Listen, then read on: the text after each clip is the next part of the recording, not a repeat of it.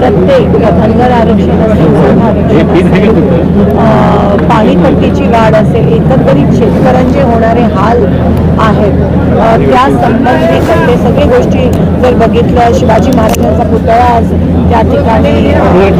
होत आहे, महिलांवर होणारे अत्याचार,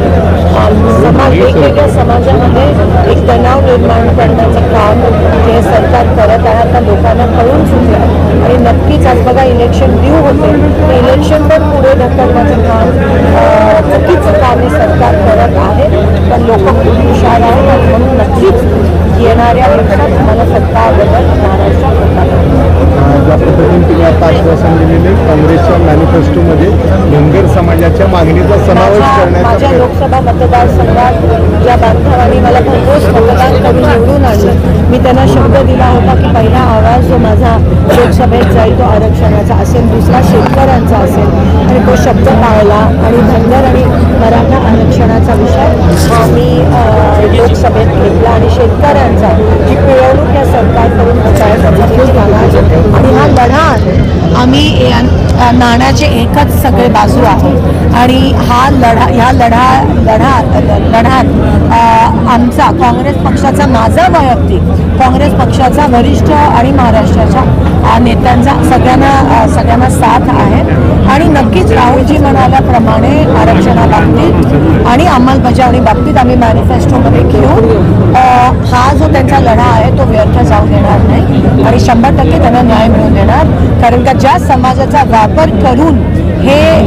50 खोकेवाले सत्तेत आले त्या समाजात आता विसर पडले, आज निवडणुकी तोंडावर येत आहेत म्हणून आता येत आहेत आणि सांत्वन करण्याचा प्रयत्न करतात, पण लोक खूप हुशार आहेत आणि नक्कीच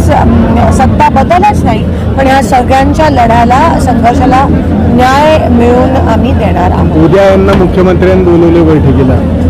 आता आश्वासनच देणार आहे, त्यांना पण माहिती आहे की आता 2-3 महिन्यात फारसं काही होणार नाही, अंमलबजावणी पाहिजे, आम्हाला मीटिंग्स नको आहेत, आम्हाला आश्वासनं नको आहेत, आम्हाला वेळ नको आहेत, आम्ही अनेक वर्षापासून आम्हाला तेच मिळत आलंय, आता आम्हाला ऑन पेपर पाहिजे. अहो या सरकारचा विश्वास तरी कसा करायचा, विश्वास कसा करायचा, GR काढतात आणि दुसऱ्या क्षणाला रद्द करणार, पॉलिटिकल मायलेजसाठी GR काढतात म्हणजे आज त्या GRचा पण महत्त्व राहिला नाहीये या सरकारकडून. GR म्हणजे अल्टिमेट शेवटचा शब्द म्हणजे GR, आज त्या GRचा पण महत्त्व राहिला नाहीये, त्या GRची पण चेष्टा मस्करी GR खेळ म्हणून काढला जातो आणि त्याच्यानंतर तो रद्द करण्यात येतो असं सांगण्यात येतं, फोनवर रद्द करण्यात येतो, अनेक अशा गोष्टी आपल्या महाराष्ट्रात घडत आहेत आणि म्हणून आपल्या राज्याच्या ज्या सचिव आहेत त्यांच्यावर पण प्रेशर आहे की त्यांनी राजीनामा द्यावा, कारण का शेवटी राज्यकर्त्यांची जो अरेरावीपणा असतो त्याचं जे संतुलन बिघडवतात ते ऑर्डरमध्ये ठेवण्यासाठी ब्युरोक्रेसी असते, मुख्य सचिव असतात, चीफ सेक्रेटरी असतात, प्रिन्सिपल सेक्रेटरी असतात, आज त्यांच्यावर ॲडमिनिस्ट्रेशनवर पण यांचा एवढा दबाव आहे. GRचा असेल कोणत्याही गोष्टीच्या नोटिफिकेशनचा, आश्वासनांचा, शब्दांचा काही महत्त्व या निगरगट्टा सरकारला राहिला. शेवटचा प्रश्न, 25 ते 30 तारखेच्या दरम्यान एक दिवसाचं खास अधिवेशन, पण फसवणूकच वाटते. मागच्या वेळेस 1 दिवसाचं अधिवेशन झालं मराठा आरक्षण आणि विरोधकांना बोलू दिलं नाही, जेव्हा आम्ही उठलो तेव्हा स्पीकरने सांगितलं आता हा सभा तहकूब झाली, तर ह्याच पद्धतीत त्यांच्यासोबत ती खेळी खेळण्यात येणार आहे, कोणीही गाफील होऊ नका, ही फक्त फसवा फसवी ह्या महायुती सरकारचीच आहे.